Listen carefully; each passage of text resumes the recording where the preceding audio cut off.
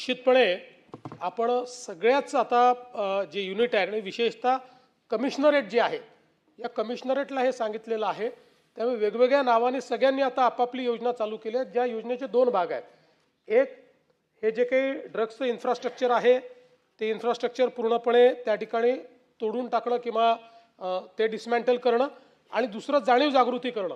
अशा दोन्ही पद्धतीनं नागपूर आयुक्तांनी जो एक हे मोठा कार्यक्रम हातामध्ये घेतला त्याच्यामध्ये वेगवेगळ्या प्रकारे संशय म्हणजे ज्यांच्यावर संशय आहेत त्यांच्यावर कारवाई करणे, इंटेलिजन्स बेस्ड कारवाई करणे, ठेले बिले हे जे काही आहे ज्या ठिकाणी शाळांजवळ विक्री होते त्याच्यावर कारवाई करणे आणि त्याच्यासोबत सगळ्या शाळांना इन्व्हॉल्व करून मुलांनी शपथा घ्यायच्या, मुलांमध्ये जाणीव जागृती करायची किंवा ड्रग्सचे काय दुष्परिणाम होतात ते दुष्परिणाम त्या ठिकाणी सांगायचे।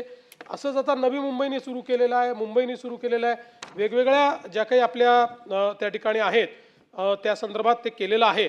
मला आता ही माहिती माझ्याकडे नीट नव्हती, आता माझ्याकडे ही माहिती आलेली आहे की माननीय विरोधी पक्षनेते आपण जे एनकॉर्ड म्हटलेलं आहे त्या एनकॉर्डमध्ये ऑलरेडी हा जॉईंट टास्क फोर्सच आपण अपेक्षित केल्याप्रमाणे तयार झालेला आहे जो ACS होमच्या अध्यक्षतेखाली असतो आणि त्याच्यामध्ये आरोग्य, वैद्यकीय शिक्षण, एक्साइज आणि FDA असे सगळे लोक हे त्याच्या अंतर्गत आहे। त्यामुळे नव्याने तो तयार करण्याची आवश्यकता नाही आहे।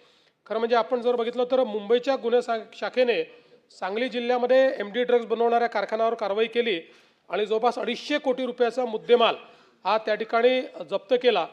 त्यावेळेस लक्षात आलं की परदेशातनं आरोपी तो ऑपरेट करत होते आणि त्याच्यामध्ये आता इंटरपोलचा उपयोग करून त्यांचा ठाव ठिकाणा शोधून 3 मुख्य आरोपींपैकी एका आरोपीला आतापर्यंत आपण इंटरपोलच्या मदतीने अटक केलेली आहे आणि 2 आरोपींना आयडेंटिफाय करून आता त्यांच्या विरुद्ध भारतामध्ये आणण्याकरता तिथे जी पिटिशन करावी लागते ती पिटिशन आपण केलेली आहे। त्यामुळे कुठल्याही स्तराला जाऊन हे करण्याचा आपला प्रयत्न आहे। आता विशेषतः महाराष्ट्र सायबर विभागाने देखील, कारण आपल्याला माहिती आहे आता पूर्वीच्या काळामध्ये नायजेरियन वगैरे असे ड्रग पेडलर मोटरसायकलवरून वगैरे ड्रग विकायचे, आता ती परिस्थिती नाही आहे। आता ड्रग्सची मार्केट प्लेस ही इंटरनेट आहे, ही डार्क नेट आहे, ही इंस्टाग्राम आहे।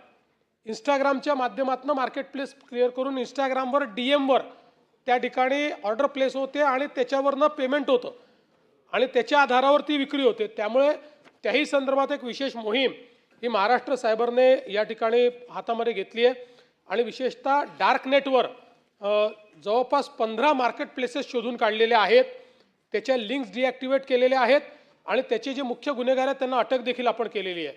त्यामुळे चारीकडून म्हणजे जिथनं ते विक्रीचा प्रयत्न करतायत त्या ठिकाणी आपला प्रयत्न आहे की यांना सर्व पद्धतीनं आपल्याला कशी अटक करता येईल आणि त्या दृष्टीने हे काम चाललेलं आहे। संजय केरेकर।